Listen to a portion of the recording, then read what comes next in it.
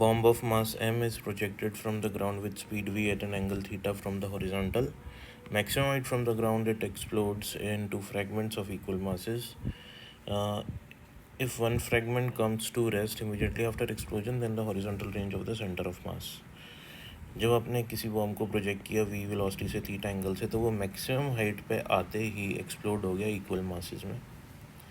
तो centre of mass का range क्या होगा? देखो, एक्सप्लोजन जो हुआ है वो इंटरनल फोर्सेस की वजह से हुआ है, तो सेंटर ऑफ मास के पाथ में चेंज जब भी आएगा, जब कोई एक्सटर्नल फोर्स, कोई बाहर से उस पर फोर्स लगाएगा, तो उसकी रेंज ये ना हो कि ये हो जाएगी, या बढ़ जाएगी या घट जाएगी।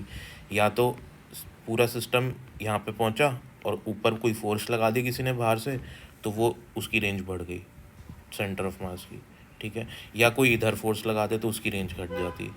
ना तो इधर से ना इधर से, कहीं से भी कोई एक्सटर्नल फोर्स नहीं लगा, हॉरिजॉन्टल डायरेक्शन में बात कर रहा हूँ, तो रेंज जो होगी वो वही की वही रहेगी सेंटर ऑफ मास की। क्यों? क्योंकि कोई एक्सटर्नल फोर्स नहीं लगा। और एक्सप्लोजन क्या हुआ है? एक्सप्लोजन होता है due to internal forces. So due to internal forces centre of mass का जो पाथ है वो चेंज नहीं होगा, तो रेंज वही रहेगी जो पहले थी, that is u square sine two theta by ji.